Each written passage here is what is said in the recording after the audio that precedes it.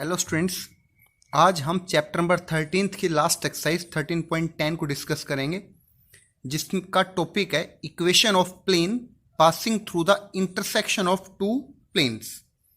इस बात का मीनिंग क्या है कि आपको दो प्लेन की इक्वेशन दी हुई होंगी और उन प्लेन के इंटरसेक्शन से एक कोई और प्लेन पास होता है, हमें उस प्लेन की इक्वेशन फाइंड आउट करनी है। दोबारा समझिए, आपको दो प्लेन दिए हुए हैं। एक तो प्लेन π1 दिया हुआ है, ठीक है, जो ये नीचे लिखा हुआ है ये वाला, और एक दूसरा प्लेन ये वाला हो गया, समझिए ध्यान से, जिसका नाम है π2।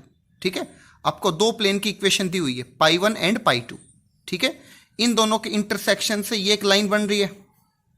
अब इस लाइन में से डिफरेंट प्लेन पास होंगे, उन सभी प्लेन्स की इक्वेशंस हमें लिखनी है। ठीक है, तो इस टॉपिक को एक दूसरे नाम से भी जानते हैं, वो है फैमिली ऑफ प्लेन्स।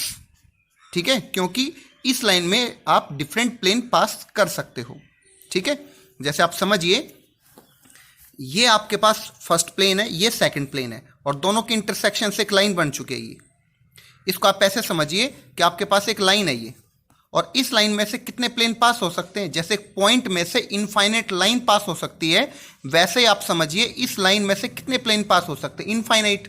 क्योंकि एक प्लेन क्या होगा, ऐसे वर्टिकली पास कर दूं इसमें से, दूसरा क्या होगा, ऐसे हॉरिजॉन्टली पास कर दूं, तीसरा क्या होगा, थोड़ा स्लैंटिंग पास कर दूं, फोर्थ और ऐसे घुमा घुमा के हम इनके डिफरेंट पोजिशंस में से डिफरेंट पोजिशन के प्लेन फाइंड आउट इसमें से कर सकते हैं।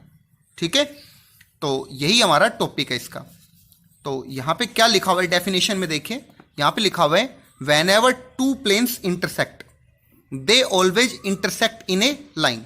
ठीक है, जैसे मैंने आपको डायग्राम समझाया, इस लाइन पे हमेशा इंटरसेक्ट होंगे। दो प्लेन जब भी इंटरसेक्ट होंगे हमेशा एक लाइन ही बनेगी।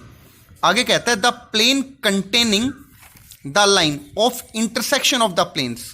ठीक है, इस प्लेन को कहेंगे क्या, line of intersection of two planes is known as the plane passing through the intersection of two planes। दो प्लेन थे, π1 था और π2। आपको दो प्लेन की इक्वेशन दी हुई है, जैसे ये वाला प्लेन हो गया π1, और ये जो दूसरी इक्वेशन है r dot n2 is equal to q2, ये π2 प्लेन हो गया। π1 π2 आपके पास दो प्लेन है, इन दोनों के इंटरसेक्शन से एक लाइन बनती है, उस लाइन में से डिफरेंट प्लेन पास होंगे।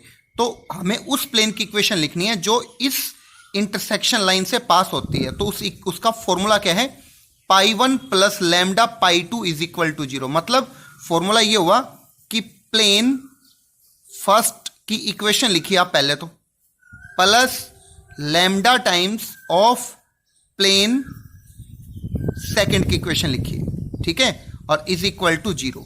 ये फॉर्मूला हमें यूज करना है जब भी हमें इस कॉन्सेप्ट का यूज करना पड़ेगा कि आपके पास दो प्लेन दिए हुए हैं, उन दोनों के इंटरसेक्शन से जो प्लेन पास होता है हमें उस प्लेन की इक्वेशन फाइंड आउट करनी है।